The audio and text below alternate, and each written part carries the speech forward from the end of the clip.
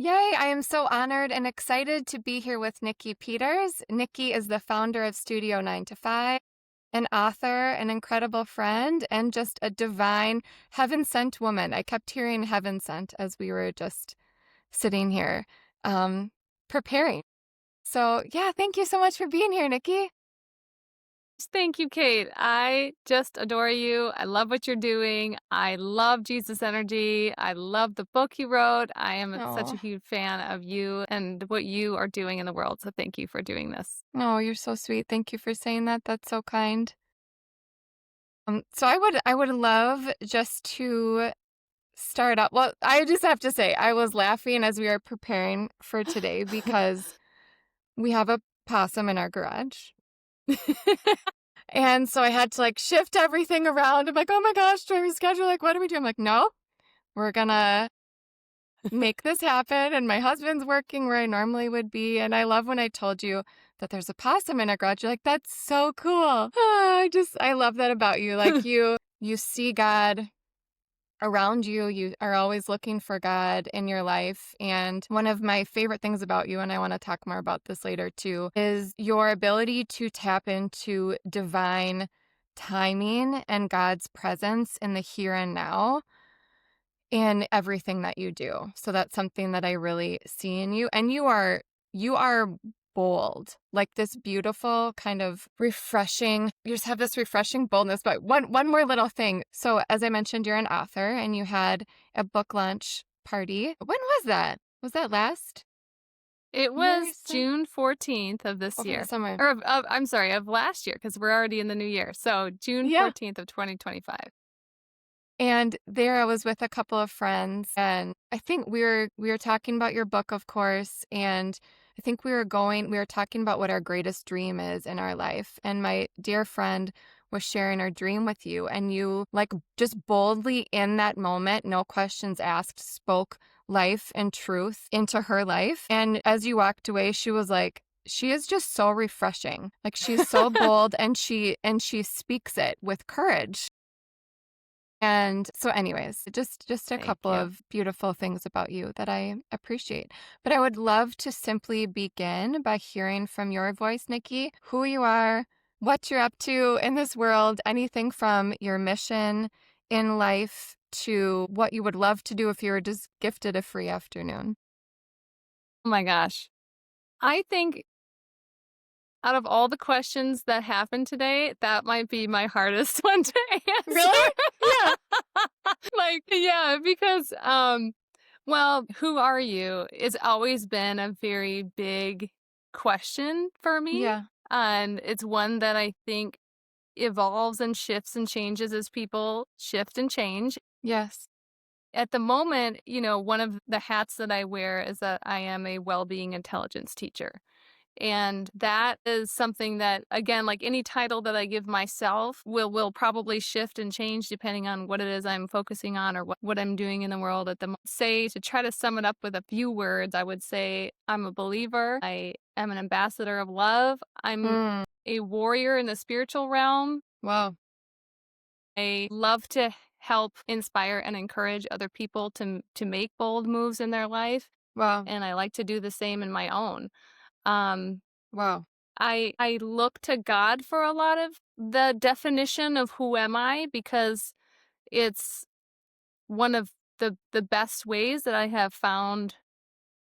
I guess I should say it's one of the truest ways that I feel that I have found my authentic self is to go to God with what my mission is Mm. and ask for that from God because I can come up with a lot of stuff. We are human beings that are created to create, right? So we can create all sorts of stuff. But for me, I want to know that what I'm creating is in alignment with a higher calling. Because if Yes. it's just within what I'm creating or what I'm doing out of my own creativity, that's wonderful and we can do a lot as human beings. But when you partner with a higher perspective, a higher calling or a higher mission, Yeah. it becomes like a text on whatever it is that you're doing. Yeah. I actually I pulled up a few of the things that have helped me along the way to try to answer this question. Hmm. And if it's okay with you, I'd love just to read a little of I would what I love that. wrote. Yeah. Yeah. This is this is back in 2018 and going through a really rough time. I'm going to God about, what's happening in my life and, Yeah. why am I in this place? And so this is what I wrote. This is just straight up from my journal. I keep trying to imagine a new life, but I'm having trouble picturing it. I don't know if I'm dying or if I'm just transforming to a new way to live. And then I heard God say, well, everyone dies at some point. And then I said, but Lord, are you trying to tell me that I'm going to die soon? Then he said, what did I say earlier? And I said, and I write that you have a different life planned for me, that you are bringing me out. People will come for prayer. You said that I am to move mountains, conquer the grave, heal, help, set free, and serve. And so that became kind of my mission statement Hmm. since 2018, which Wow. I started going, okay, well, what does that look like then to move mountains, conquer the grave, heal, help, set free, serve? What does that look Wow. like? Serving others has always been a main focus of my life, my professional life from when I was, 20, early was it. I was made a distinct decision at that time that whatever I'm doing is going to be me hopefully using the gifts I've been given to help serve others. That's just how I look at doing business. But Yes. But that helped me to start to define some of the mission and who I am. Later, I'll just note that when I journal, well, journaling has been one of the biggest ways for me to hear from the Lord, because when I write my writing is my thoughts. And Yes. then in my journal, if anyone was going to pick up my journal and read it, um, What's beautiful. capital letters are what God is saying to me. Wow. So that's how I have cultivated the ability to hear from the Lord so clearly, is by writing it down and then going back and reading and seeing what was true or what came to pass or whatever. This Yes. helped me to understand the language of God. Yes. And so when I go back and read this, I can understand who's speaking here, and it helps me to know who I am. So I wrote in Wow. this passage, Lord, I want to stay in my own lane. I want to hear from you about my life. I want to hear from you about my identity. And then God said to me, and I wrote it down, I built you like a river, flexible and strong, deep and full of springs. You bring life to all you meet. You pave new paths in a barren land. You are both beautiful and sweet. You are sexy and wild. Your ability to hear me is a beacon of light in a winding world. I am with you. I am beside you. You will not be forsaken. I will fill your heart with continued vision and love. I will fill your mind with new ways of being. Through your vulnerability, you will influence. Through your humility, you will speak. Continue to hone your words. This is your next biggest assignment. This is preparation. You Wow. are a river on the way to the ocean. That's so So, beautiful. thank you. That's where I Yeah. try to go to So, for yeah, for getting who I am and what my identity is and where my mission is at. that's so beautiful and such a tangible example of how we can open ourselves up to hear God in our lives. And like, I just hear such vulnerable, authentic questions from you. And then it's like, I know that that's God's voice coming through to you. And also just because it's something that I'm like really passionate about honing in on and getting clear on, how do you know that that's God speaking to you? Yeah. Well, I think I would have to start at like the beginning of those experiences, Yeah. probably in Yeah. my life. At a very young age, I would have experiences that were different, I guess. Yeah.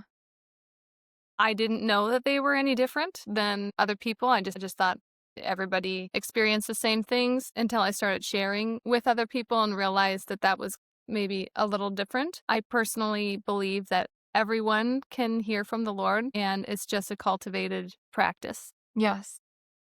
Some of us get tapped on the shoulder at different times in life. Yeah. And for me, I was always a seeker as a child, and I grew up in the Catholic, going into the Catholic Church, and I was the Y child in CCD, and they finally were like, Nikki, stop asking questions and just memorize it. And I was like, sounds to me like you can't answer my question, which, I thought, Yeah. maybe you don't know as much as you are, you are, how come my questions were becoming a problem, right? Yeah. And so I felt that in my growing up, I was raised in the Catholic faith, but then in middle school started going to a Lutheran church with my friends, and then I met some other friends who were of the Baptist faith, so I went to Baptist Bible camps. And so my upbringing was a very ecumenical style background. My dad was Methodist, my mom was Catholic, but working in a Lutheran church. And so Oh. it was a, for me, I knew from a very young age that God can be anywhere, and that Hmm. denominations and religion are ways in which to try to um, organize people Yeah. to gather around Yeah. an idea. Yeah. But I don't think any idea or any gathering could fully encompass what the possibilities of God are. Yeah. And that's just something um, that I kind of started realizing at a young age. Wow. The first time that I felt the energy of God Yeah. was when I was at one of those Bible camps. And I Hmm. was ironically standing on top of a pew, which you would have never done in the Catholic Church, but we were standing up on top of the pew Yeah. and dancing and clapping our hands and singing, and the Holy Spirit fell on that place, and I felt the Holy Spirit come on and hover over me, and I remember my heart just going, oh, that's God. It was the moment that I really met God, was in that moment, Wow. because I could sense the presence of the Lord. That was the first time where I really understood the presence of the Lord. And then I would have experiences as I got older where I would have like more and more time with those presence with the Lord moments. Yeah. And so I started being able to feel the energy of God, Wow. and that would come and go. And Yeah. then my first time practicing yoga, which I know a lot of Christians will hate, but one of the first times I practiced yoga, I practiced in a Christian yoga studio. It was a Bikram yoga studio in Yeah. White Bear Lake, and the owner was a Christian, and he was teaching the class. And at the end of that, I felt like I had the Lord's energy or the presence of God or the Holy Spirit rested upon me, but stayed with me for like 3 days. Wow. Was Yeah. That was the first time that I felt like the presence of God stay with me for a longer period of time. Yeah. And that was the moment where I knew that I would probably do yoga again, and that Hmm. I kind of began, and that actually did open up a calling for me later in life. But Yeah. hearing the voice of God, I think, Hmm. is what you asked me. How do you Yeah. know about the voice of God? Because the presence is maybe one thing, but the Yes. voice is another. Yes. And I think that, the voice of God can be experienced also in multiple ways. Yes. Sometimes when God speaks to you, he'll give you a picture, or he'll give Yes. you a memory, or he'll give you a feeling, a sensation, an idea, an image, and sometimes it's an audible sound. And Hmm. the first time that I heard there's another, I don't want to skip that because it's important. Another way that you can experience God is just by having a knowing. Yes. And I would have knowings Yes. growing up. That was the thing that was happening to me as I was growing up, is I would know things were going to happen before they happened, and I just thought that that was maybe a normal way of Hmm. life for people, or maybe it was just a Yeah. coincidence or a funny feeling or something like that. But then those knowings became more frequent and more exact, and it's continued as I've started to hone those giftings and what that actually is. But Yeah. I started understanding a little bit more about the supernatural realm at that time. So Yeah. it kind of, I would have knowings, and then I would start to see certain things in the spiritual realm. So I started Wow. seeing demons. I saw demons and experienced demons for I don't even know, probably 10 years. And I used to say, hey, if I can see them, it's only a matter of time before I start seeing the angels, because this is the spiritual realm. What a So that I'm beautiful accessing. response. Yeah. Yeah. So Does that come in as that's funny because I was really struck when you said that one thing about you is that you're a warrior in the spiritual realm. And the more that you talk, the more I can even like feel that around you and your strong sense and awareness of that. And it's something that I'm very interested in and have only like scratched the surface on.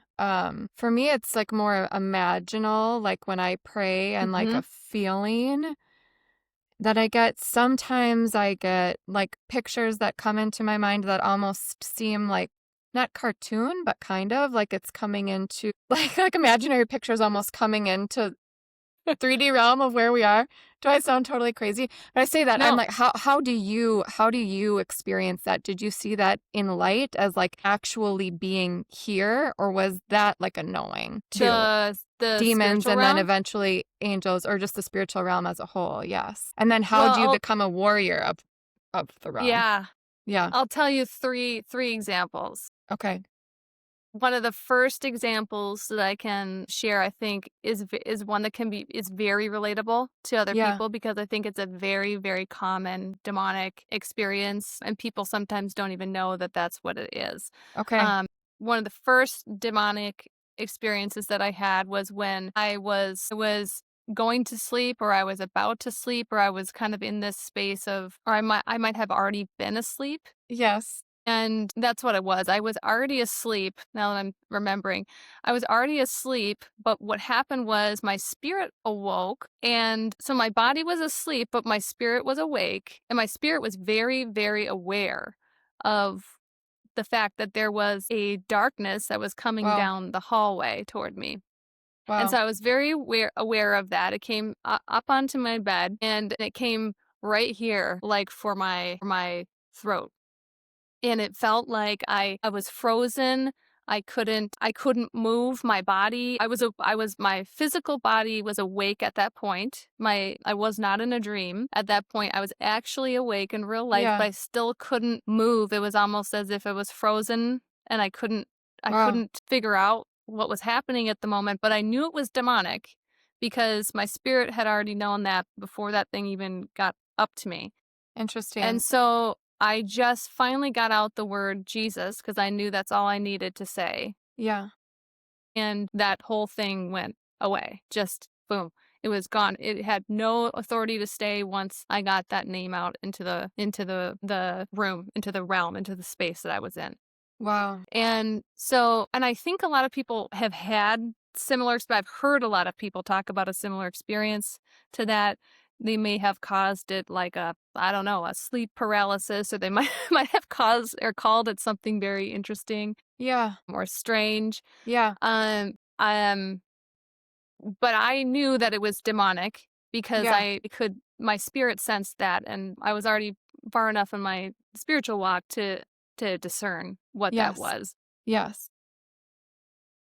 And then I had a second example. I had a friend who was having these, like, it was also this also has to do with nighttime, because she would go to bed, and she told me that she would wake up with her hands and feet like this, like they were Really? tied, and she was Yeah. being pulled off the bed at night.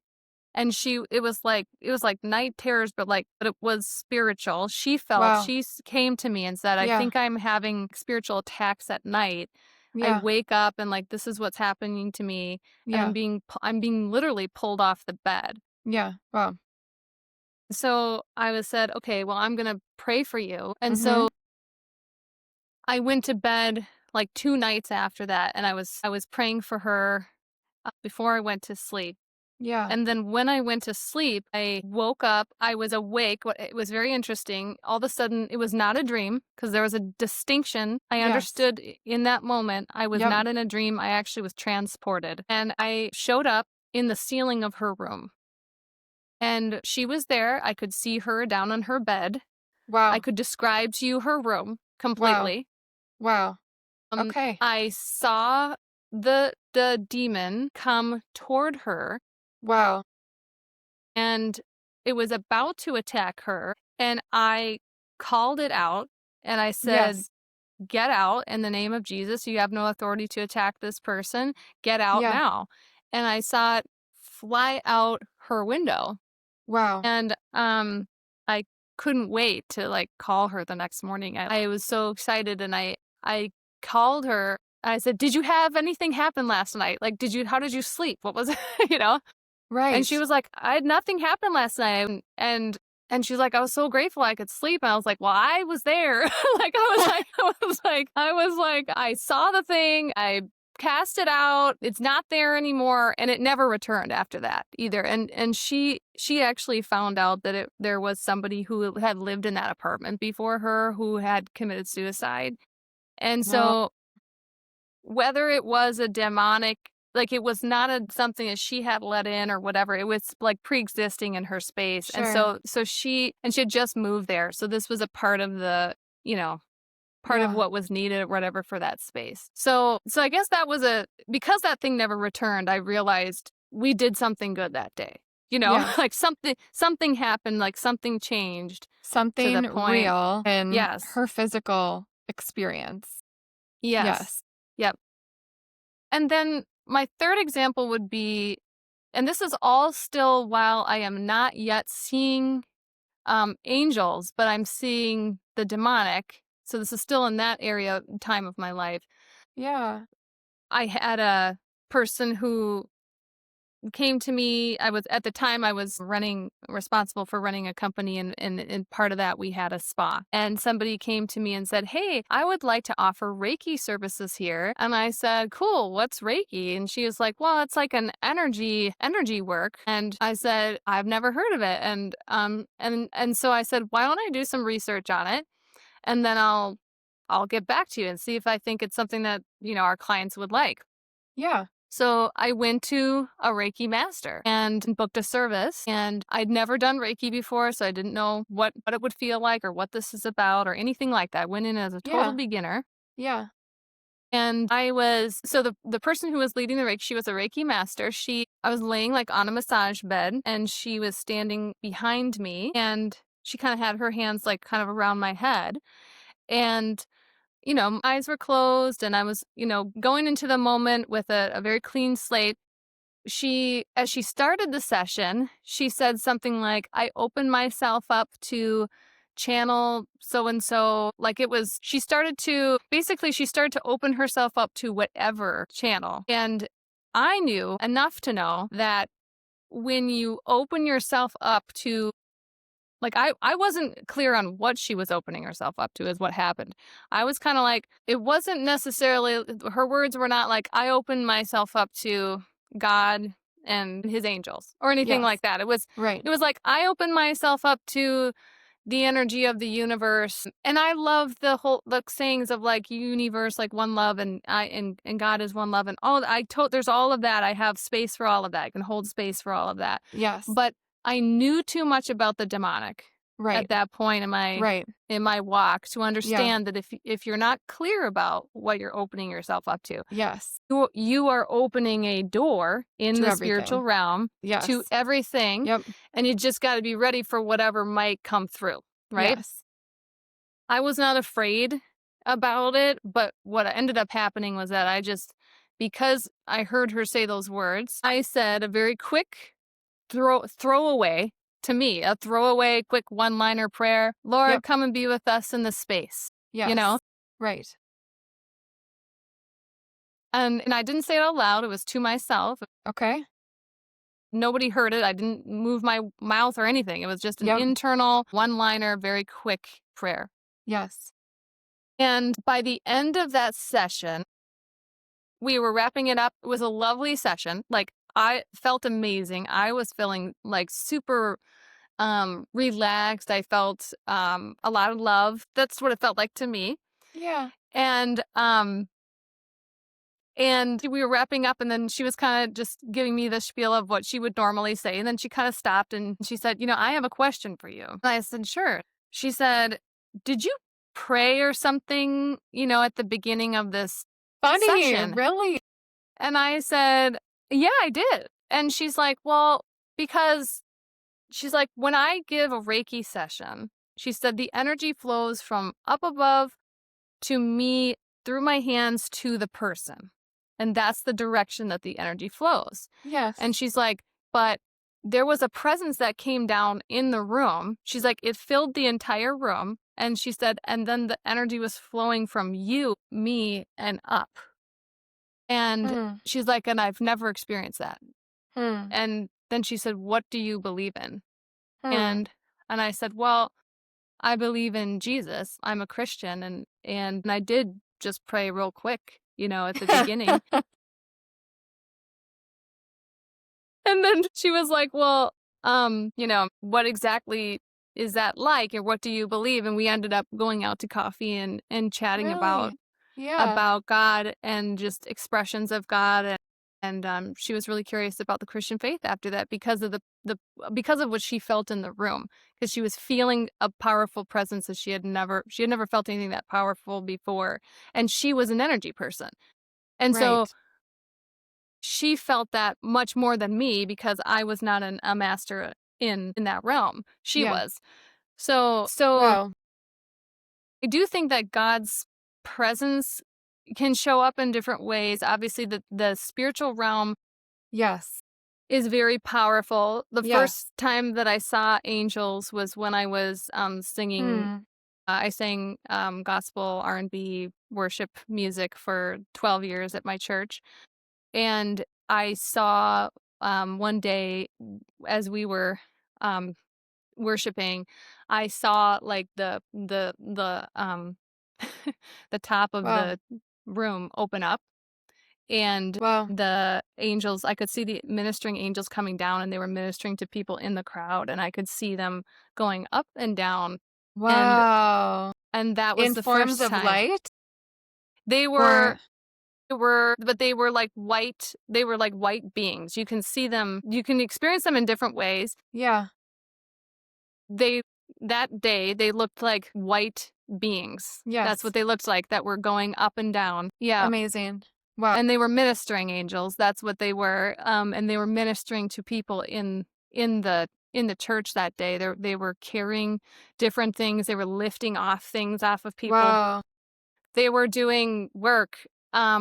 And it was beautiful. It was so beautiful. It was like, Hmm. wow, this is amazing. And I was just grateful to like see that, because I knew Yes. one day I would see the angels. If I could see the darkness, I knew eventually I would see the forms of light too. Yes. But I'm it took really a long yeah. time. Yeah. That's really interesting too that the angels came later. Yeah. Yep. And I'm very grateful that you said that about your experience with Reiki and energy healing. And because it's Mhm. a big distinction. Mhm. I think it really speaks to the power of intent Totally, totally, Kate. when working with energy and prayer. Because Yeah. I too Yep. always, in my experiences of receiving energy healing, sometimes I'm fully receiving. Oftentimes I am participating. It's rare that I like totally let myself go, if that makes Yes. sense. Like I have to be in a Yes. very trusting place. But I feel like I'm usually more so participating in the intent and in the prayer. Mhm. But I think I'm resisting saying that this is going to sound weird. But here I am saying it. I feel like that's a very important distinction as we move forward where this world is going. And I believe we are called in some way, shape, or form to like restore heaven to earth. And as we do we participate more in the spiritual realm, Mhm. like to understand that distinction of completely opening ourselves up to all of the energy versus like clear intent on Jesus' energy, on Christ, on God. I mean, I think I'm just like trying to digest what you said Yeah, as I'm to have talking. those distinctions. Yeah. Yes. Totally. Oh, and this is also the thing that gets me about like a lot of Christians will be like never do Reiki and like never do yoga and it's demonic, right? Right. And I don't look at it that way. Like Yes. I I actually felt very called by the Lord to be in the yoga industry. I had the Yes. opportunity earlier on Yes. in my career to be a part of the building the world's largest yoga brand here in the West, and I knew it was a calling for me to be Yes. there. I was Yes. stationed there and I was clear about that.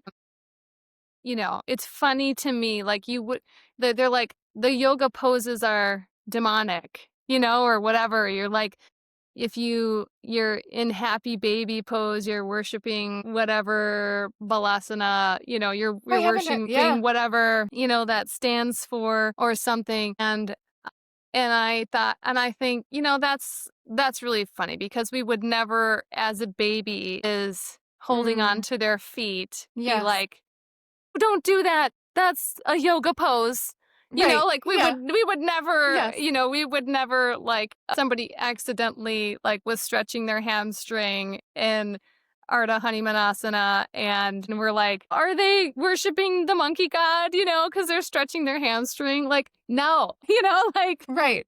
Yeah. So, what has your experience been as the founder of Studio 9 to 5 and a wellness educator? What yeah. has your experience been in as a believer of Jesus, your relationship with Jesus, and yoga, and like intertwining those worlds?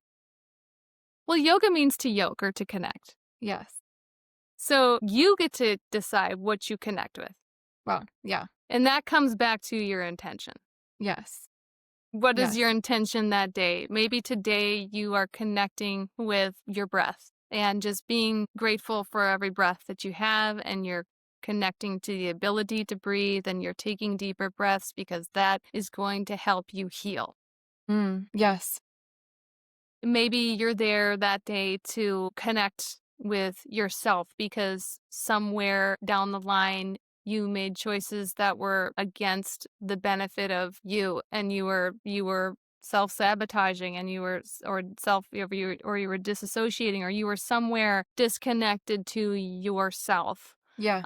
And you want to come back to your body, you want to come back to who you need to be, or Yes. maybe you're choosing to connect with the present moment because you are anxious and you're wrapped up in thinking too much about the future or caught in the past. And so you just need to connect to the present moment. And sometimes you come to your mat and you're like, God, I just want to connect to you, Yes.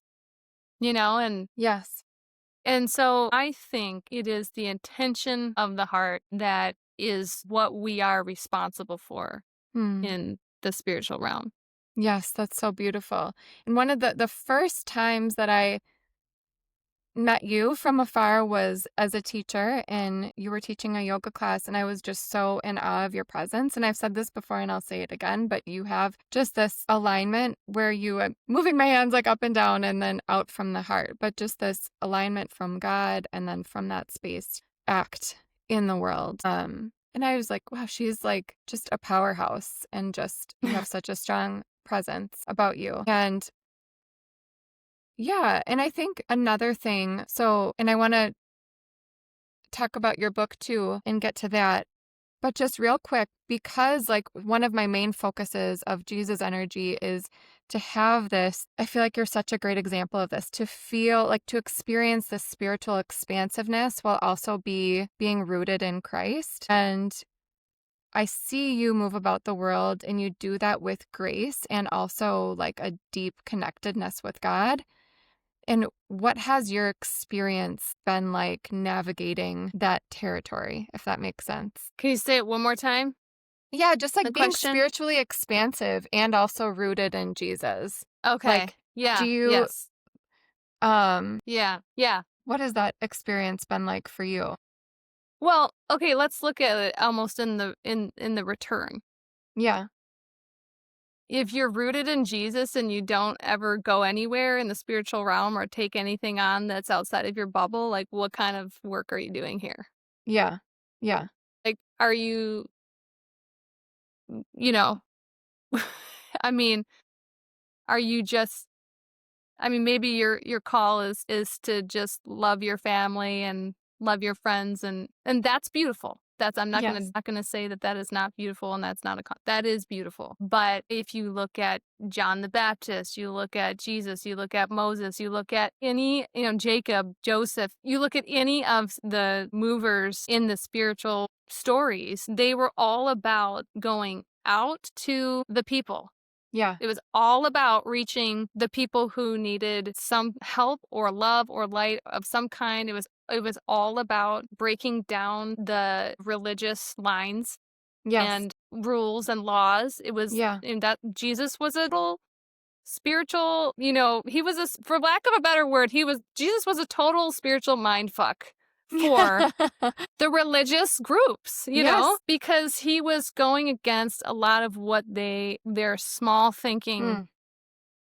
was creating, and he was saying, no, the Lord Jesus, God, is larger than Yes. that. Yes.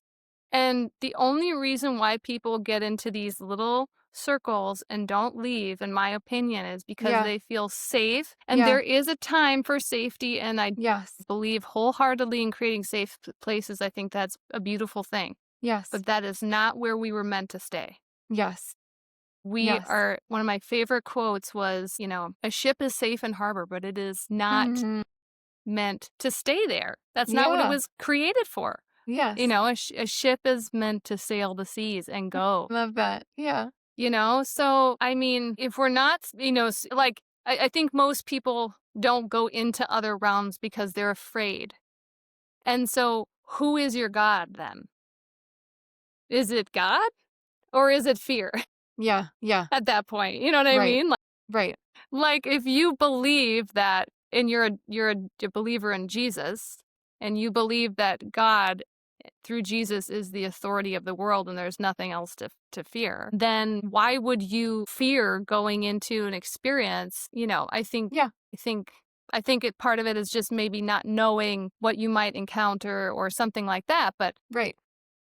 and I'm not saying that people shouldn't have caution around what they open themselves up to, but I do think that if you're clear on who you are Yes. as a believer, Yes. then it's more about what am I being called to do, Yes. and am I going to let fear keep me back from being in my call?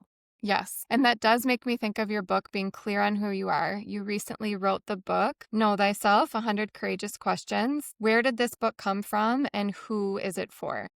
Well, Kate, okay, I didn't, set out to be a writer. I did not set out to be an author. I got a word of knowledge. Someone spoke it to me saying, you're going to write books. And I received that and said, okay, that sounds interesting. Maybe one day that'll happen. I thought, okay, Yeah. I receive it. We'll see. Yeah. Well, that's a seed. I'll take it in, I'll plant it. We'll see what happens. And then I started getting titles, the names for Hmm. books. So I have 2 books that are still yet to be written. I know their titles. And then this book came out of nowhere because I didn't know it was coming. And this ended up being the first book that I wrote. And it makes sense in hindsight. But I was going through a really difficult time in my marriage. My husband has been cheating for many, many years. Once I found that out, we went to counseling, went through a process of talking through and dealing with sexual addiction, and went through a lot of healing in my life around forgiveness and understanding grace and having Hmm. mercy. And it was just a really hard good for me. I mean, it was Hmm. good. It was a good process because it was a refining process, Yeah.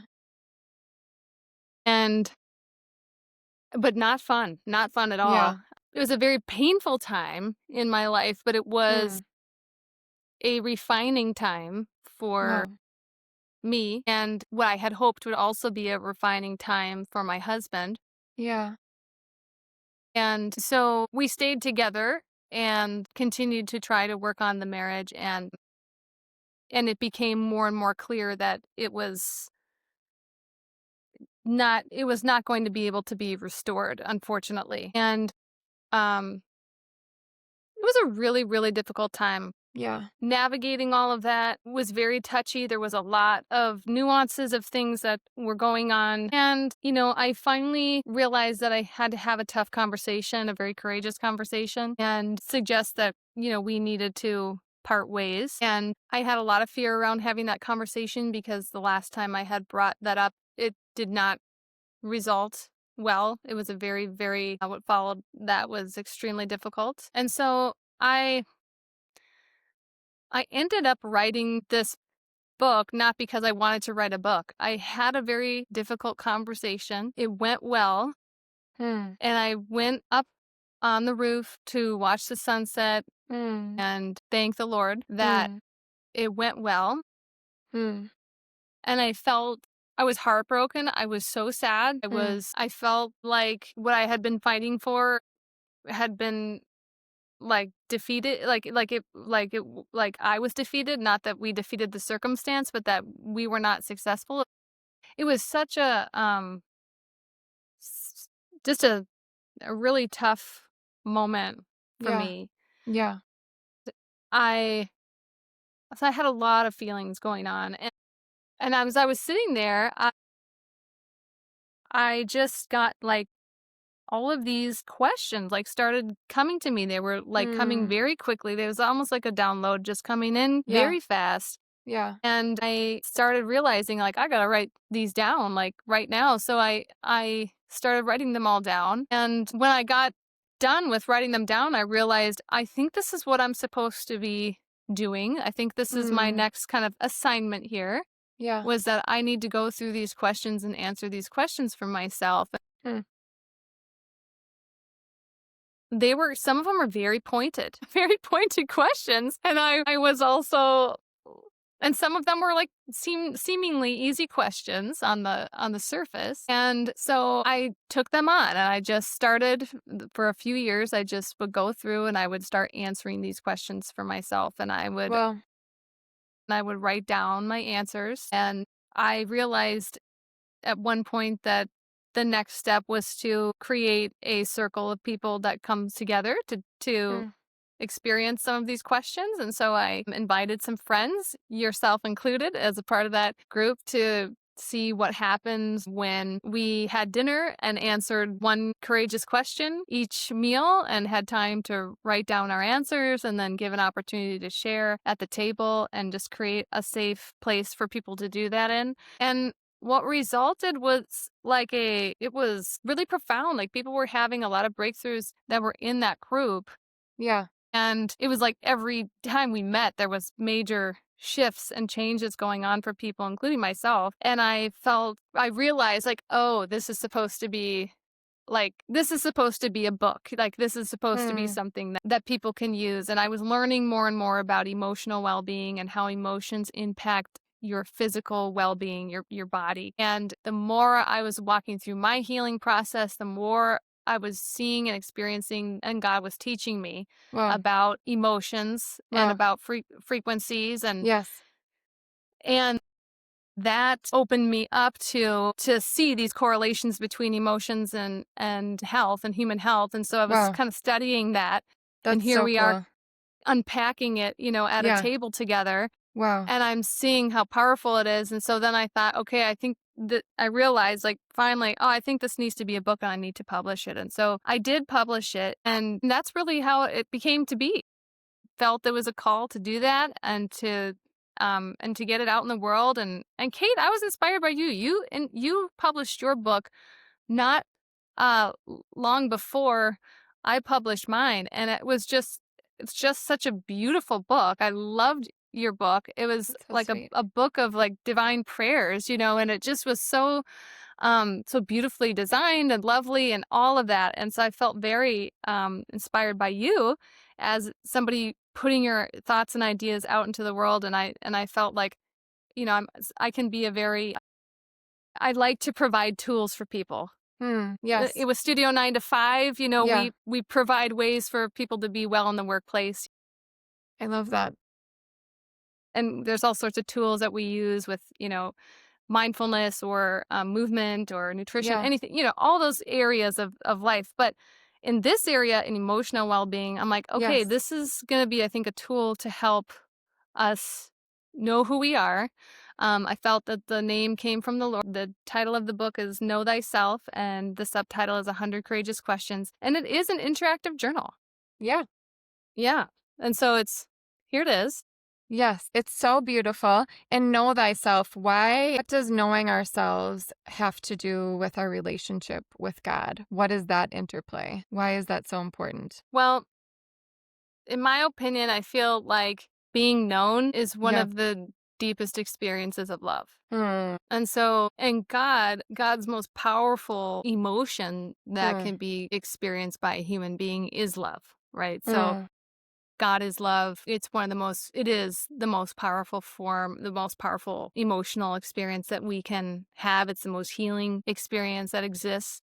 mm, And so, I think know thyself is about being able to experience love mm. for yourself. The more you can experience love for yourself, obviously we know the more we can love others as well. Yes. It is, like I know that there could be critics who would be like, well, why wouldn't you just call it like no God? Why does it have to be so self-focused? That seems very maybe it feels like a little bit more of the new age language or something, you know? Right. But I don't think that's really the case. I think that to truly know yourself Yes. is also to know what you were created to do, Yes. to That's what know I who love so you much are. about it. Right. Yes. Yeah. Yeah. Yeah. Yeah. And it helps us refine Yes. our purpose in the world. It helps us refine our calling, our mission. Can you go through life without defining a purpose, calling, and mission? Yes, of course you can. Of course you can. You can be here and just exist and be in the bliss of existence if that's what you want, you know? Mm-hmm. But even in the bliss of existence, you're probably going to know something about that too. You're probably going to know a little bit about yourself in the experience of that bliss. Yes. So there's always an exchange going on really between us and the world around us. And like you were kind of mentioning this earlier where you said, you were kind of moving your hands this way and this way, Yep. like the Yes. vertical and the horizontal. And I have actually purposely created meditations for myself where I sit in the presence of God. And I've taught this in classes too, where I help people to understand like their vertical Mm. connection Yes. and then their horizontal connection. How do So we how, understand that? right? Like Yeah. because we can come into the world. I'm not going to tell anyone how they should live their life. Like that is totally up to them. And that's the beauty of freedom.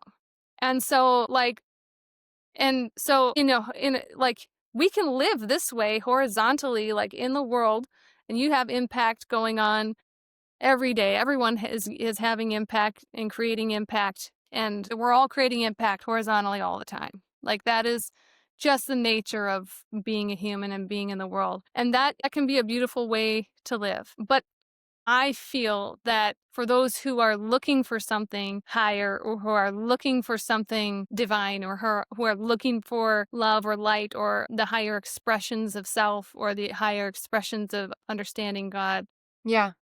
that there is a vertical dimension and that we have earth as first heaven. We have the supernatural realm, angels and demons as second heaven, and we have Yes. heaven, the way we think of it as third heaven.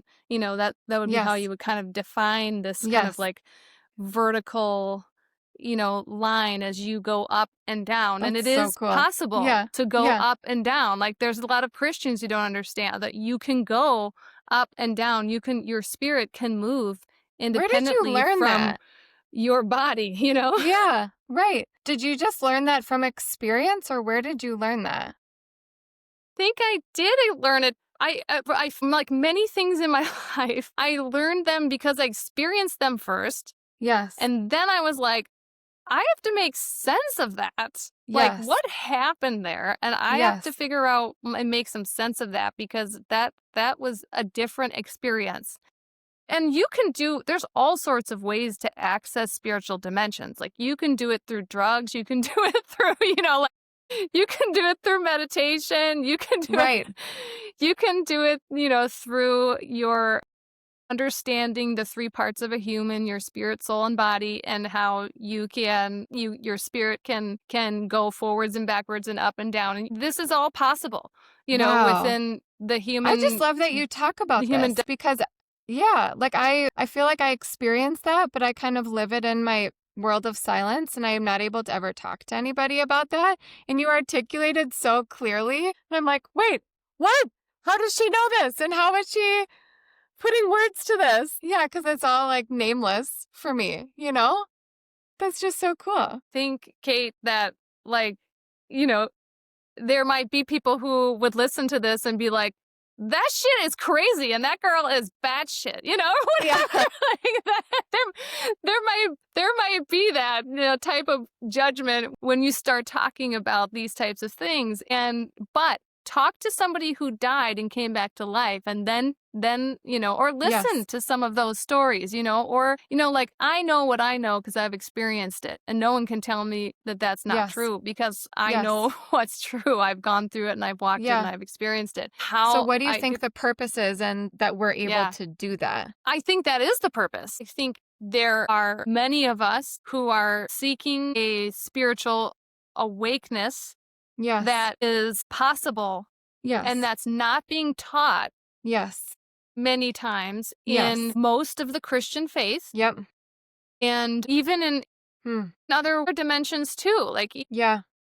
love the world of mindfulness Yes. but it's really funny because they talk about the mind and body. Yes. Now, your mind you have three parts of the self. You have your body, your soul, and your spirit. So Yeah. your soul is comprised of your mind. Your soul is your mind, will, and emotions. So so your soul is your mind, will, and emotions. That's really And fascinating. so a lot of times in like the mindfulness circles, they talk about your body and your mind. That's it. Yes. They don't right. talk about the spirit. They don't talk about Right. that third aspect. Huh? And I could go on and on and on and on and on about this because I think this also goes into like what's happening even in the medical realm and what's going on and how how we're being treated as humans Yeah. with medicine and what medicine is doing, certain medicines are doing Interesting. versus herbs or whatever. There's Yeah. certain things that are, I think, shutting off or cutting off our ability to Wow. even awaken on a spiritual level. Yes. And so I think there are many of us who are like, we have another level Right. that's like up here that's not Yes. being attended to. Yes. And it's awake at Yes. times and it sometimes calls to me. And sometimes I know things that I don't know why I know them. Or sometimes I have dreams, or sometimes I just have a feeling, Yes. and we have these things, Yes. Yep. but there's not a whole lot of like programs to teach us how to access that or teachers who know how to walk, to mentor someone along Yes. in that path, in that Yes. pathway. And I'm a person who, because I was having all sorts of different experiences, Huh? I went after that knowledge, and I went after it in every way that I could find. And I didn't care if it was biblical or non-biblical. I went after Yes. all the ways in which I had access to, like, what are the teachings in this area? Yes. What are the teachings available here that's Yes. in the world that I can experience, so I can sift it Yes. into and bring it all before God and ask Yes. God what the truth is about, all of That's these incredible. different experiences. What right? experiences and what things helped you be more in touch with your spirit and wake up in that way that you were craving? Well, yoga for me taught me how to sit in meditation. Mm-hmm. Meditation taught me how to take every thought captive to Christ. Yes. Taking every thought captive to Christ helped me to submit myself to the Lord. Wow. And then submitting myself to the Lord helped me to understand my identity. Then once I got my identity, I could work backwards through that exact same pathway. if that makes sense. Wow. And then Yes. everything started coming out from that direction. Wow. And so That's really cool. the expressions, yoga is one way to to learn your identity, but so is going through a journal and Yes. journaling and asking yourself courageous questions and thinking and taking, bringing thoughts to life Yes. or bringing thoughts before God or Yes. You mentioned, I think it's so fascinating that the emotions are an aspect of our soul. And you had mentioned with your book how they can assist us in our emotional well being, our emotional health, and then that also impacts our physical health.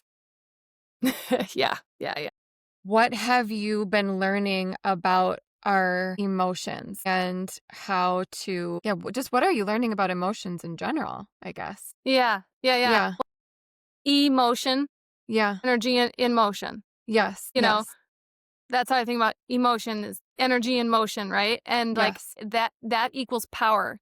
So Yes. like it doesn't matter Yes. if I'm gonna if I am experiencing an angry emotion, I'm gonna have a powerful response of anger. If I'm experiencing a moment of gratitude, I am going to experience the power of gratitude. It Yes. is Wow. Yeah. Yeah. it is going to fundamentally shift your frequency Yes. when you practice the power of emotions. Now, if you want to heal somebody, so Yeah. I pray over people. People do like the Lord told me in my journal, and we started this. Yes. He said people will come, or maybe didn't read that part, but he said people will come for prayer, and you will Yes. not know, Nikki, what it means to them. I do pray over people, and I do see physical healings happen in front of Yes. my eyes. Yeah. But that is something that I have cultivated because the Lord taught me how. He taught me that even as a Christian, if you have a really wonderful intention to help people and serve people, Yeah. and you try to lay hands on somebody to heal somebody's, whatever it might be, headache Yeah. or whatever it is, Yeah. you might see a level of healing because because you're our spiritual being and you are calling out, you are speaking it, you are taking authority in the spiritual realm, and you're saying, Yes. headache, get out in the name of Jesus. The reason why we use the name of Jesus is because it is the most powerful name in the spiritual realm. Yes. Nothing else is higher in that name. There is no other higher. There, like, you can use other names, but they just won't accomplish the level that you can accomplish with Jesus's name. Yes. So that aside, if you're saying that, you're going to get a level of impact. However, if you feel the heart of God and the emotions of God Yes. for that person Yeah. before you lay hands on them Hmm. or while you're laying hands on them, and you transfer the emotion of God, the heart of God, Hmm. as you're praying for that, that Yes. level of healing goes up by like 10 times. Yes. That's a totally different level Yes. because God Himself is Yes. a powerful being that is compassionate and Hmm. is love. Yes. And so God is full of emotion. He is Yes. full. That is part of This His is so design. funny. This is what I've been like learning in my quiet Yeah. time right now. I love when that happens. The power of emotion and harnessing emotion, and that's in part what we're called to do as humans. And it's like Yes. something I'm in like the baby steps of learning, and it's just like so Yeah. funny and cool to hear you talk about it. And I have to I think, growing up Christian, have I just have to say quick, like heard people I've seen people lay hands on other people and say the name of Jesus, and I haven't felt it, and I've at times wanted to like wave the BS card, but also like I respect Yeah. what they're doing and I appreciate it and I love it, and I not in like a judgy way, but also I'm like, I'm not sure I feel that. And I think things can get messy and like claiming healing and prayer and things in that way at times. And Mm-hmm. with you, it's so much more layered. There's so much depth to it, and the intent is so pure and so clear. It is very felt and experienced as I witness it and just hear you talk about it. And I just have to like call that out, because there's just that line there that matters to me. Yeah. Yeah. Yeah. Yeah. And Thank so you. yeah. I think there's a mystery that happens in the exchange, like, Yes. because I can go up with doubt, right? Yeah. To if I need healing, but I'm holding doubt and I'm not sure what I'm dealing with and someone's praying for me, I might not feel a thing based on my own closed gate. You know what I'm saying? Yes. Or I might be totally open and I still might not feel anything, but Yes. 3 or 4 or 5 days later or a week later, like, realize that one thing actually did go away and I didn't, like, the Mm. experience of healing can be a very Wow. mysterious. Yes. Like, Yes. sometimes you can get knocked down onto the floor because it's so Huh. it's so, like, the power of God is so strong, you are literally, like, you're knocked back, like, I've experienced all those things, Yes. and, um, you know, and I never it would be lovely if there was, like, a really So easy, wild. like, Yes. A plus B equals C type of Yes. thing when it comes to healing, but my Yes. experience is that it is never that way, and the only thing that I can do as a person that's ministering to other people or as a person who is trying to receive from the Lord for my own healing, Yes. the only thing that I know how to do is to surrender what God is doing in each of those Mm. moments. That way I know how to access that, access what's already happening, if that makes sense. Because it's not coming Yes. from me or from, it's not coming from me. I'm just accessing what is already happening in the spiritual realm, if that makes sense. It does make sense. And I think I'm like trying to put my finger on what makes the way you go about it different Yeah. than other ways. I don't know, because it's just so authentic and like who you're made to be. I'm trying so hard to like surrender what I want to do. I'm like, God, where do you want to go with this? It's like such an interactive process. And so I am curious, like, how do you know, like, as you Yeah. surrender, as you lay the intent to surrender, how do you know which way is God's? Like, how do you feel that? How do you make that discernment and that distinction? So we never really got back to, like, hearing God's voice, right? We never Yeah. got like a clear answer maybe on that. But everybody will hear God's voice differently and sometimes in different ways. Yes. And for me, journaling and writing down my thoughts and then writing Yes. down God's thoughts was one Yes. way for me to get clear on the feeling of that voice, Yes. the expression of that voice, how playful that voice can be. Yes. Also, a lot of times in the beginning, it's like you recognize, like, that's a weird thought. Like, that didn't come from me. Like, sometimes it feels like that in the beginning, like, oh, Yes. that's kind of weird. I'm gonna, put this out there. And for some reason, I'm seeing, yellow roses. Is that something important to you? And then the person's like, starts crying. And then they're like, Mm. yellow roses are my favorite, and my dad gave me those, and he just passed away this past year. I mean, it's stuff like that where Yes. you Yes. practice, putting it out there until Hmm. that's really the main thing. Is that for me, it began like all these invitations to the spiritual realm were kind of calling me forward. And then I, I went to trainings, I went to healing school for 3 years. I didn't know that. Cool. Yeah, I No I wonder. went to I did prophetic trainings. Gone to several Wow. prophetic trainings. Yum. I've been Yes. a part of a ministry for 3 years now that gives people prophetic words and practices the power of prophetic Wow. words. Yeah. So you're really practicing putting it out there. Yes. I understand Yes. my mission, Yes. so Yes. I Yes. I go after where can I get the information and Yes. how can I immerse myself in this information, because if it's Yes. already unfolding in my life and Yes. I don't have any like wisdom, then what I Yes. know I need to do is get around people who have that wisdom so that I can Yes. learn from them and I can grow. That's, Yes. because if I can do that, then then I'm moving forward in what I feel is already divinely calling me forward. Yes. Um, so I look for Yes. those experiences. I've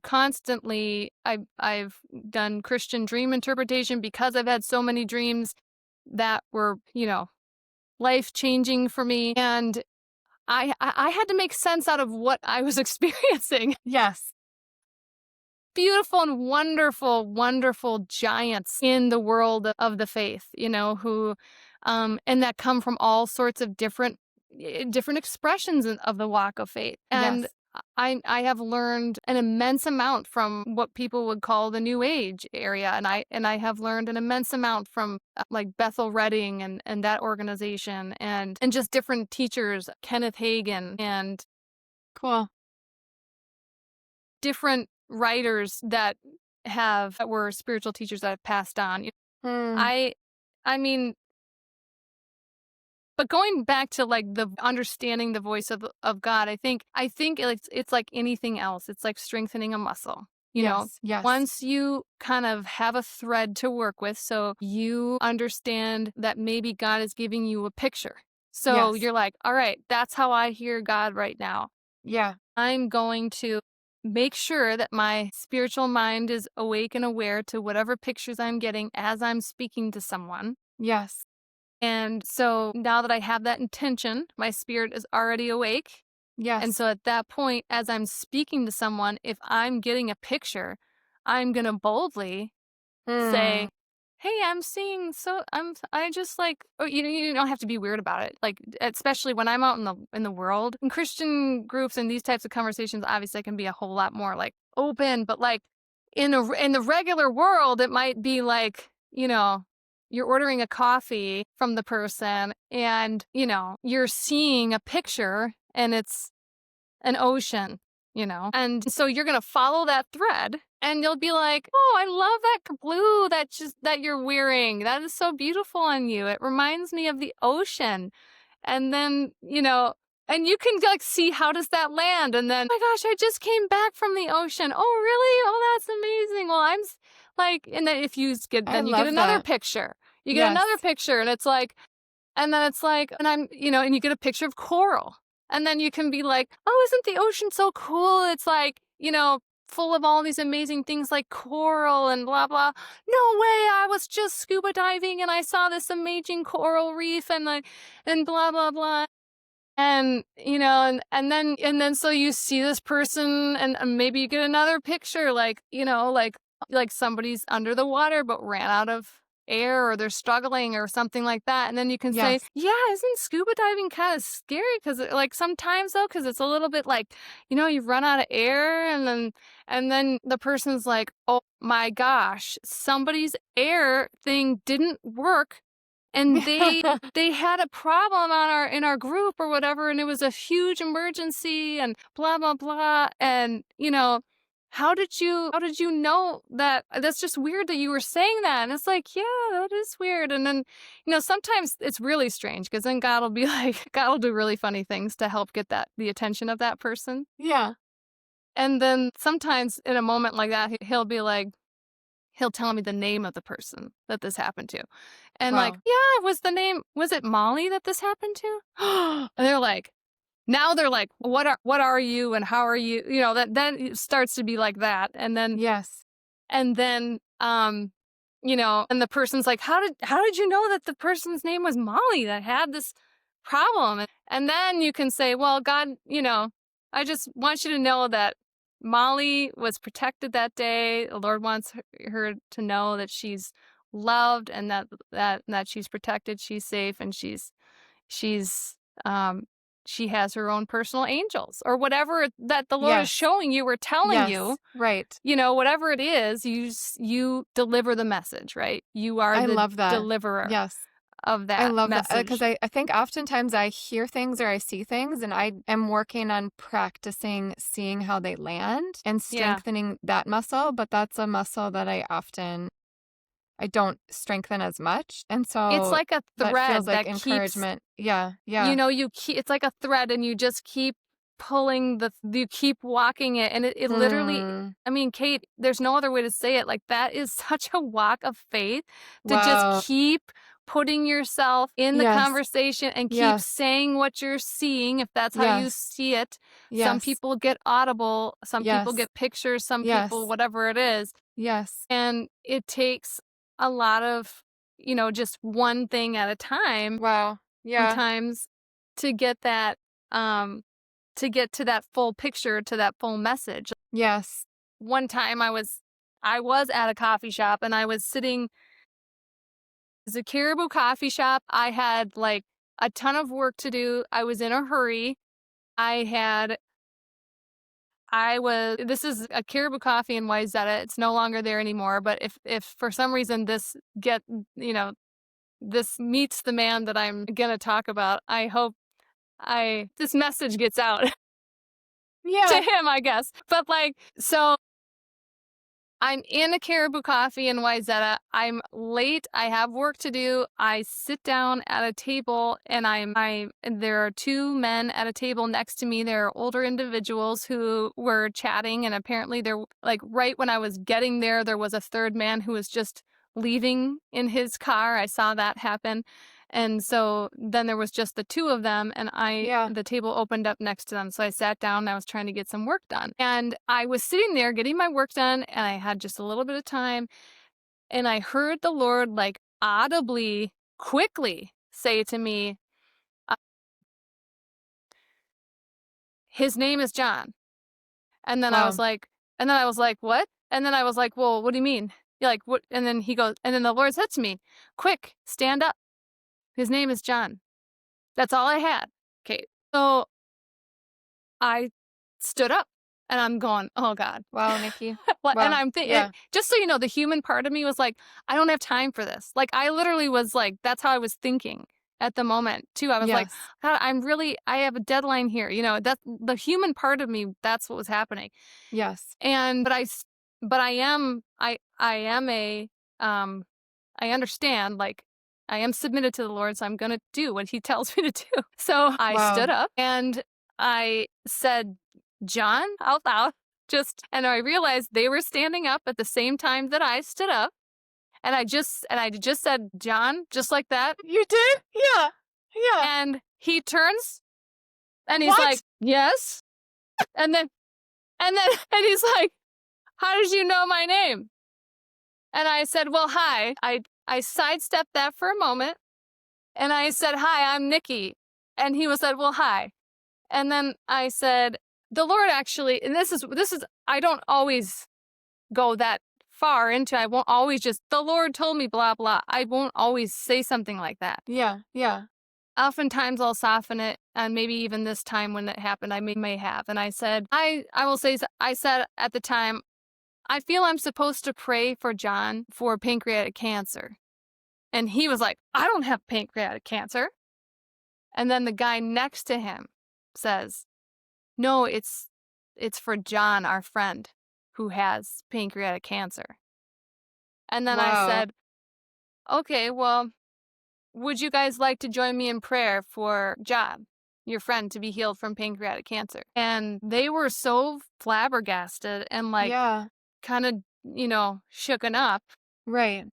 That they were like, no, we don't. No, they just kind of said, no, that's okay. And so they left and I sat down.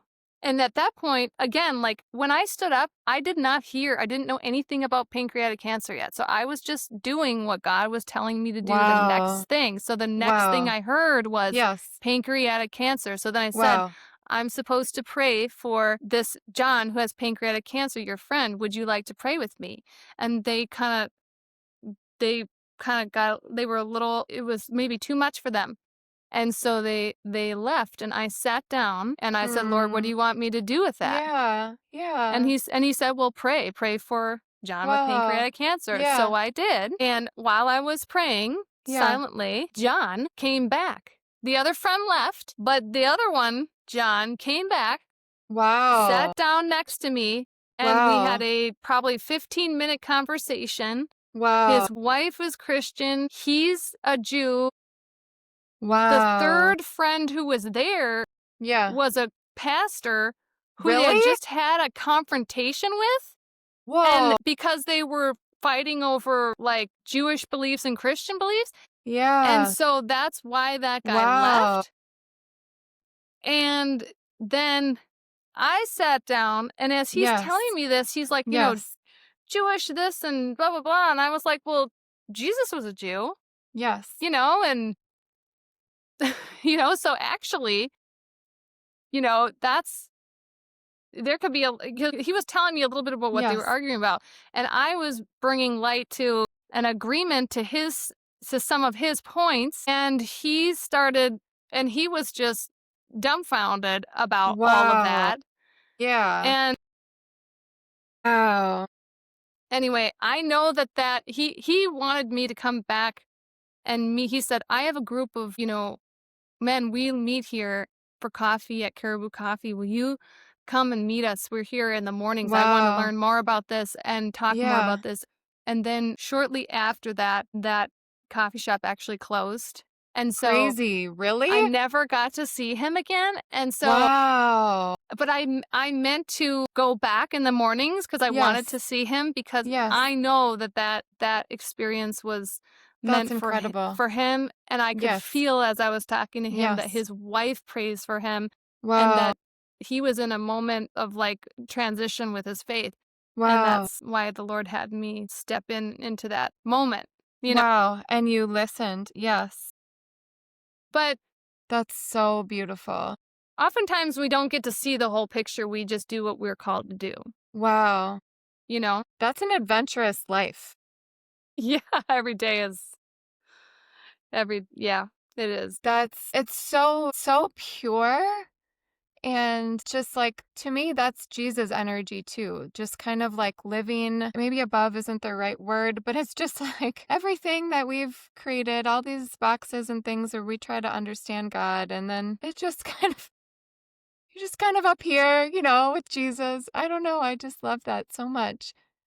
I wanted to be sure to ask you, Nikki, we talked a little bit about your book, but what is your deep hope for putting it out into the world? I think the way the world is right now, thank you for that question, Kate, because I think the way the world is right now, there's a lot of talking and blaming and judgment and division. And there's not a whole lot of like talking Yeah. and true listening. And to be able to hold space for another, you need to know how to hold space also for yourself. And Yeah. so I think that this book and the tagline, 100 Courageous Questions, my hope for Yes. this book is, first of all, that people will come to know themselves deeper and in whatever spiritual background that they have Yes. Yes. or don't have, because this can Yes. be for everyone Yes. in any stage and age of their life. Yes. My hope is that courage that will rise up in them, that Mm. through these answering some of these courageous questions, that courage will Yes. rise up in them, and that courage will lead them to a life of adventure, Mm. to whatever that it looks like for them. Yes. And in a broader way, I hope that we can hold courageous spaces for ourselves, but that we can be able to be a humanity that can ask questions and hold space for many different answers Mm. and expressions of what that Mm. looks like. That's so beautiful. The special times that I've been able to come to a courageous question group, I've said this before and I'll say it again. We'll offer a question that feels so in alignment with the time that we're in and just hits like divine timing. And the dynamic, you do have a special way of bringing it to life, and the dynamic of answering the question with other people adds layers and brings it to life as well. And so I just want to applaud you for like bringing people together courageously too, and offering um that way of working through them. It really does add a special layer. Is there anything else you wanted to say about healing and energy and frequencies? Like, I just love that you love that, and like what God is teaching you about energy and embodying certain frequencies and what you're learning about that. Is that connected with emotion for you, or is it something separate? Yeah, that's a great question, Kate. All of these questions are amazing. I just love, uh, I have loved all of our conversation so far. Well, the frequency healing kind of entered my life at a time when I was healing from mold exposure. So I had been exposed to mold and was dealing with autoimmune flares and things like that. And I started looking to some people who have gone through this in the past, and I met Yeah. someone who said, um, "I've been through this, and this is what I did," and it introduced me to this world of frequency healing. And so Yeah. I learned about Rife machines. Rife machines have been they were created, back in the turn of the century in like early 1900s. Um, they were touted Wow. I didn't as know that. yeah, they were Yeah. touted as, machines that they were celebrating the fact that Raymond Rife had figured out how through a very, very strong microscope could like zero down and see bacteria and viruses and all of that. And what that Yeah. did was he was able to figure out the frequencies of each of these things. And so the end result was that this was really the end of all human disease, because they figured out that they could heal all different pathogens, bacteria, viruses, parasites, all of that through frequency, through matching the frequency. It's like the same type of thing, when an opera singer breaks a glass, right? With the sound Right. of their voice, right? Yes. Yes. They're doing it because they're able to actually match the frequency of the glass. And so once you match the frequency of the glass, it shatters. Not the room shatters, not everything in the room, but just that glass, because that frequency has been matched by a tone, in this case, a human voice, Wow. which again goes back to Wow. think Yes. about that. Like, Wow. think about God. Yes. Like God's voice is many waters, right? That is a verse Wow. from the Bible. God spoke and the world came into being, right? So Wow. Yes. it all began with frequency. All of Yes. it began Yes. with frequency. And That's so incredible. Christians who have a hard time with like frequency or frequency healing, also again, this is a misunderstanding of even like the vastness and the creativity of God, Right. Yes. in my opinion. Yes. And so my experience with frequency work was I was introduced through these modalities, through Rife and Rife's work and the Rife machine. And I went through a year and a half of treatment, through frequency healing with I have a Rife machine. And I use it for a year and a half, and it was not easy for my body to go through that. And there was Mm. a lot of detox and Mm-hmm. a lot of things I needed to do to get full healing, in that Wow. process. Yeah. That was my physical experience, I would say, with frequency healing, because I'm using an outside device Yeah. to help to target certain pathogens that were in my body and to disperse them or to eliminate them. Mm. And it's the same thing when you use a frequency. It doesn't matter if it's a tuning fork, a Rife machine, human voice. You can do all of that still within the human body. Yes. And so basically, if you have a specific pathogen, basically you understand, in my situation was mold, and you understand, or any autonomic diseases, they also have all certain pathogens that are related to that. So you match the frequency to that pathogen's frequency. And when you are Wow, that's treated incredible. Yeah. with those frequencies, Yes. just that pathogen Yeah. dissolves, not Wow. any of the tissues around it. Yes. So it's the same for like Yes. cancer. This is why all of, cancer can be healed this way, and story after story after story of people who, Wow. they were healed from cancer within 3 to 4 weeks with frequency medicine. And why we don't And talk about this more. yes, and and all the and Well, the rest of yeah. their cells were completely healthy, Wow. like, That's right? Like incredible. all of their cells were healthy except these one pathogens that Wow. were able to be targeted. Wow. Again, that's why like Rife Yes. was touted in that time in the early Yeah. 1900s as like, this was the end of all human disease, because Wow. it was a huge breakthrough. And Wow. unfortunately, all of that was sidelined by government interference, Wow. and the government seized his I've never heard microscope this. and his Wow. machine. Really? and everything, Whoa. and they any doctor that had awareness to what he was doing were threatened if they continued to talk about the advances of what he had created. And Rife himself actually died broke and an Mm. alcoholic. It was Wow. Oh, just that's so tragic. super Yeah. tragic. Yeah.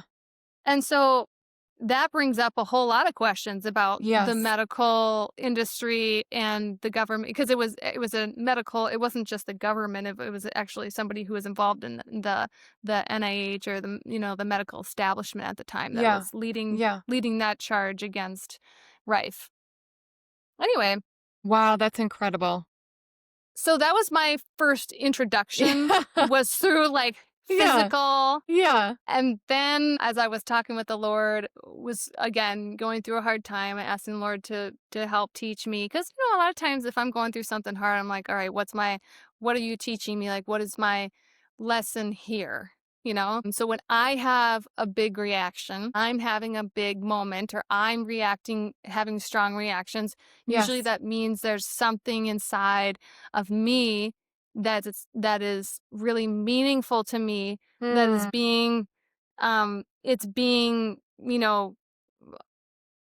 activated in some way for some reason.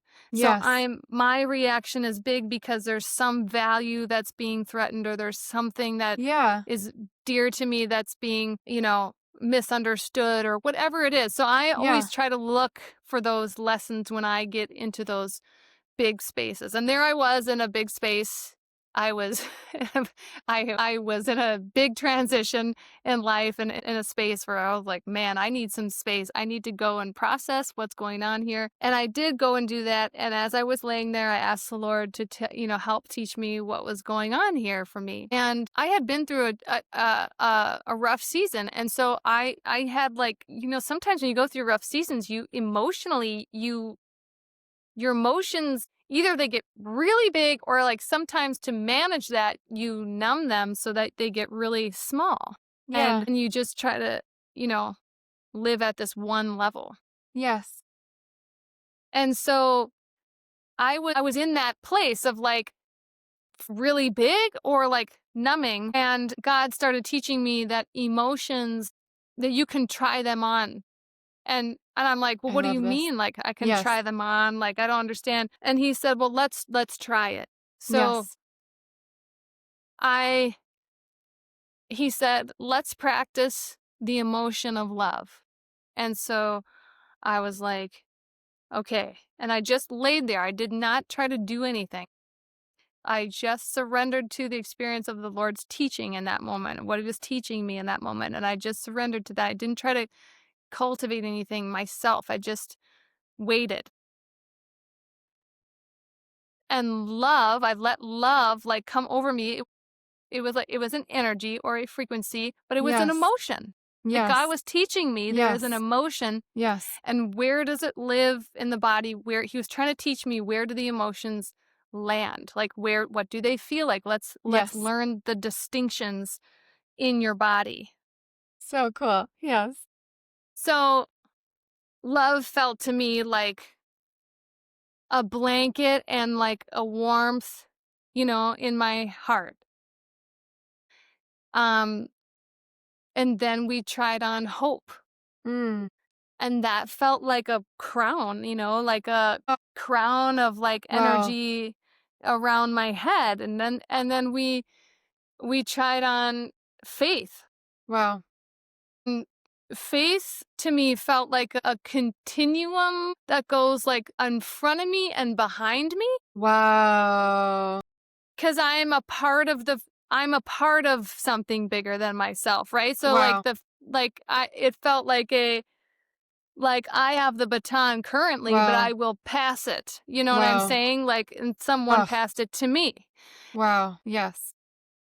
And, you know, and so we went Yes. through sadness. What does sadness feel like? And I could feel Oh, that it was there with sadness, there was a heartbreak, but there was also like a comfort at the same time.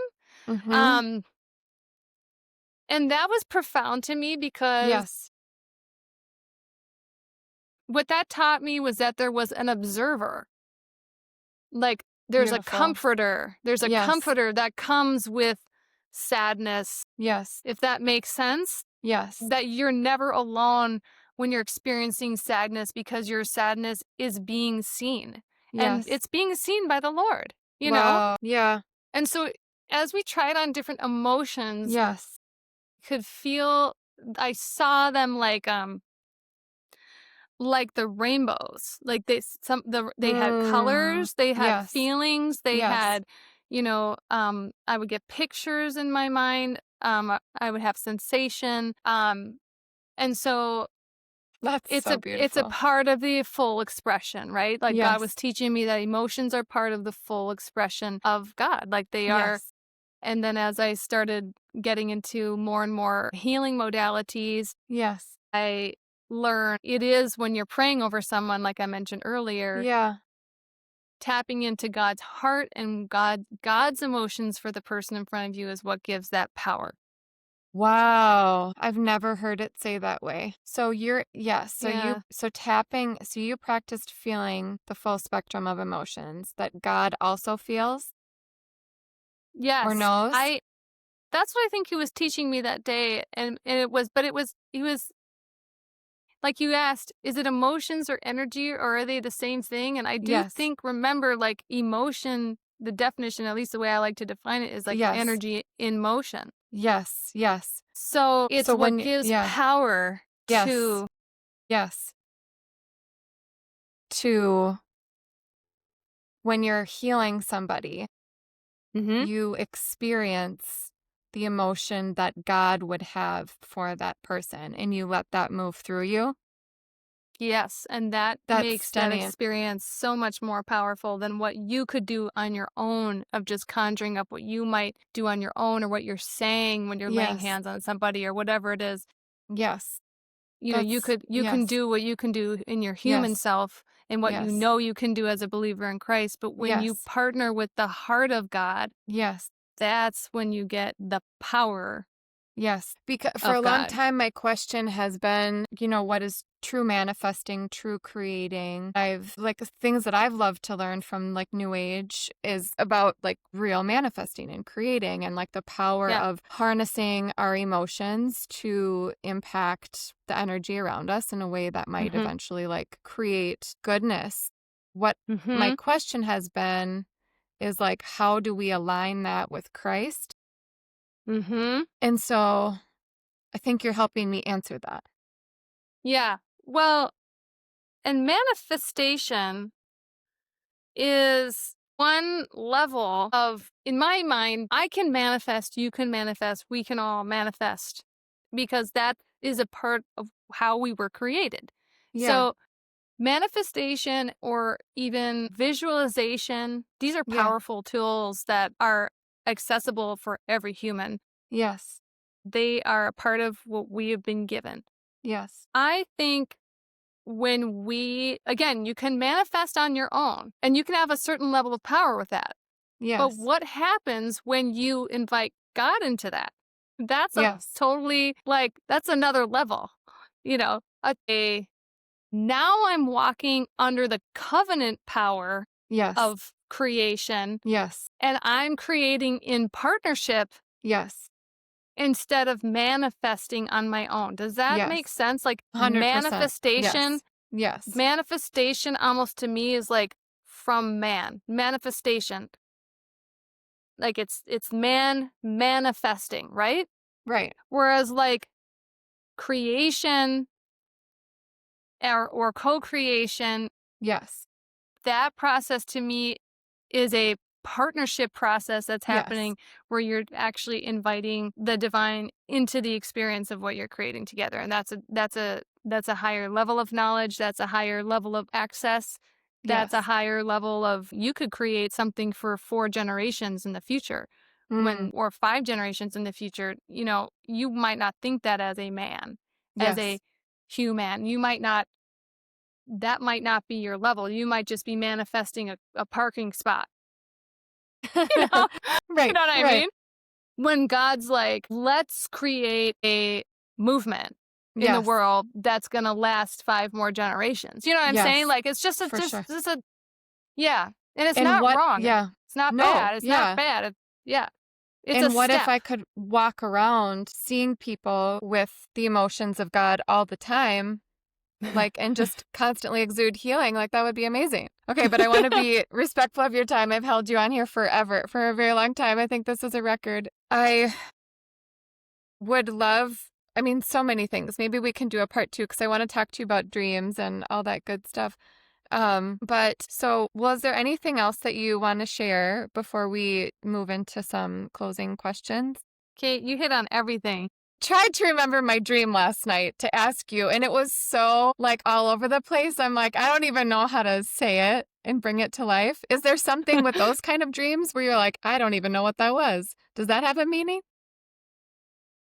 Yeah. I mean, well, I will say like some of the easiest for those who want to learn more about like biblical dream interpretation Yeah. or dream interpretation, some like keys that you could use, you know, it's very simple. Again, these are guidelines, they're never black and white. So like it's can't always just be applied like you know, like I was saying before, like A plus B does not always equal C, but Yes. sometimes, Yep. So when I was first learning about dream interpretation, I would say the first question that we ask people is always if they have a dream and they want to know, they want some help with it. I always will ask people, what is like if you were to entitle your dream, if your dream was a movie, like what would be the title of that movie?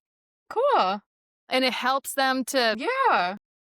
kind of like what is the main point that we're opening up to, and that's a good starting point to to work with. And then I will ask them, was your dream in normal colors, was it black and white, or was it vivid colors? And normally, as a kind of a guide, if you're having a dream that's just in normal colors, which you probably wouldn't, you usually don't, most people dream in normal colors. When it's black or white, you usually know it. And when it's very vibrant, you usually know it. So if you Huh? don't know, it's probably that you dreamed in normal colors. Mine was No, black and white last night for the most okay. part. Yeah. Yeah. So normal colors would signify that you're having a soul dream. So your mind, your will, and emotions are trying to work out something.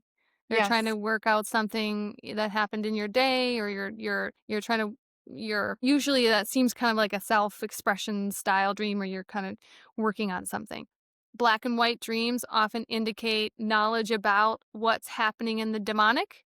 It could be giving you knowledge about a demonic attack that's trying to influence you or your life or your family or your Hmm. whoever you're dreaming about.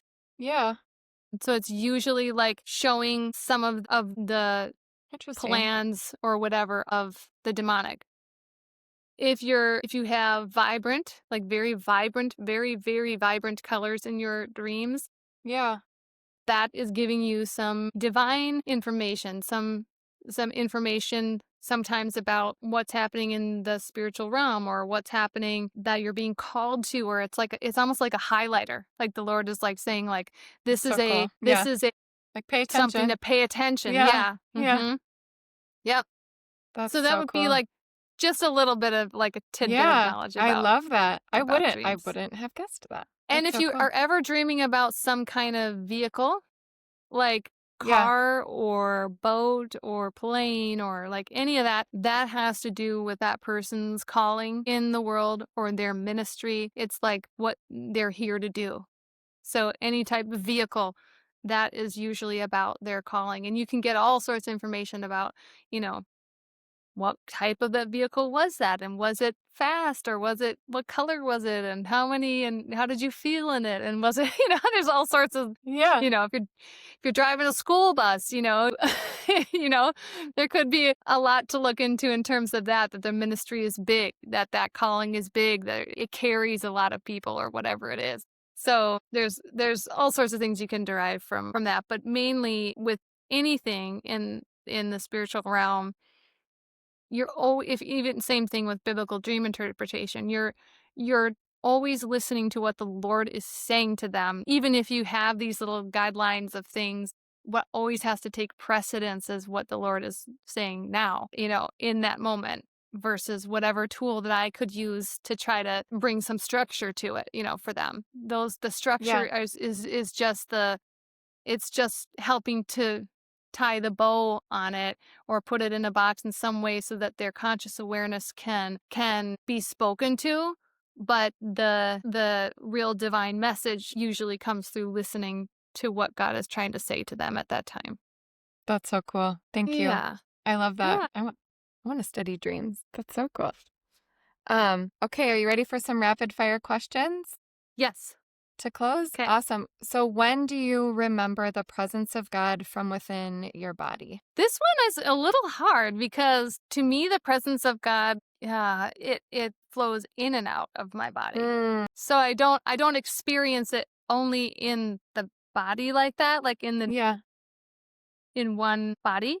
To cool. me, it feels like it's out here and in here and it's all Wow. around. It actually feels more like I'm just to me it all feels like the presence of God. That's what Yeah, I'm trying to say. that's To so me, cool. it all Yeah. feels like that. I have some agency over my personal Mm, temple, yeah. but like to me, now that I've been walking closely with the Lord for this amount of time, to me there doesn't feel a separation, I guess, if that makes I sense. love that. That's so beautiful. That makes total sense. How about the presence of Jesus? Well, I think Jesus feels to me like yeah, like a man. Like he feels like a being um that I can relate to as a human.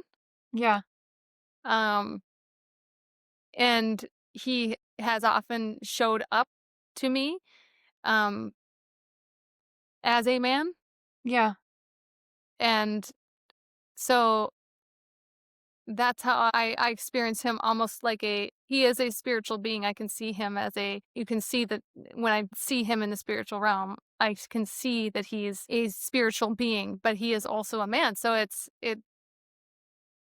probably one of the easier parts of God to relate to being a human, you yeah. know? I love that. That's so cool. What does faith mean to you?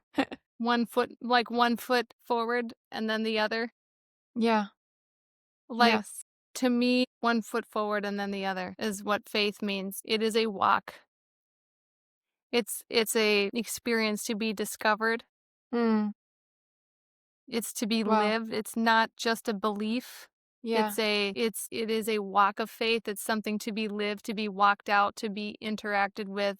wow, That is where the full power I think comes yeah, when you put your feet to faith. yes, yeah, that gives me goosebumps. That's where the full power comes from. That's so beautiful. And we've touched on this a little bit, but how do you hear from God, and what, may I ask, are you hearing right now? How do I hear from God? Mm-hmm. I do think for me, it can come in many forms. Sometimes it's a voice, sometimes it is pictures, sometimes it is sensations or feelings or knowings. What am I hearing from the Lord right now? I'll just ask, like, Lord, please speak. What is there anything, Lord, that you want to share? I am just hearing, Kate, that God is so proud of you and what you that the experience that you're creating through this podcast platform. I can see a platform, and what I'm hearing is that the Lord is so proud of you for taking the step of faith to create Mm, this platform mm, that he has called you to do, and you are wow, and you are doing it. And he said there is room for everyone at the table, and he loves that there's room for everyone at the table, and that you are breaking down the walls of division. You are expressing the Father's heart. You are bringing light to the earth through and he said, and you are doing something new in the world, which is exactly what I'm doing. That's what I'm hearing him say. And so wow. I hope that That's such that a touches special you. gift. Yes, it really does. Yeah, no, I received that and I'm so grateful. And I so wanted to create like a good space for you. And I'm like, the possum and the dogs. And so I'm just like, like I trying to my best to like roll with it and just I'm like, I just want to create a safe, good space for you. And I'm like beating myself up, like, oh, this isn't go like it didn't, I'm like, I could do but I don't know. So I just I receive that and thank you. And it's such a special gift. I've never heard someone just stop and say, well, let me ask. Well, that's That's like the that's best thing ever. to me, that's the only way Those are to my do goals. it because like you know what I'm saying? Because I've learned that if I go off of my own thought or what I heard yesterday even or whatever, that's an old Hmm. word by now. You know what I Wow. mean? Like I've learned that I need to walk step in step, you know, Wow. with it. If I'm not, I'm living off of an old word. And by the way, a lot of people will live off of Wow. words they were given 10 years ago, but that's not what God Wow. is saying now. You know what I'm Wow. saying?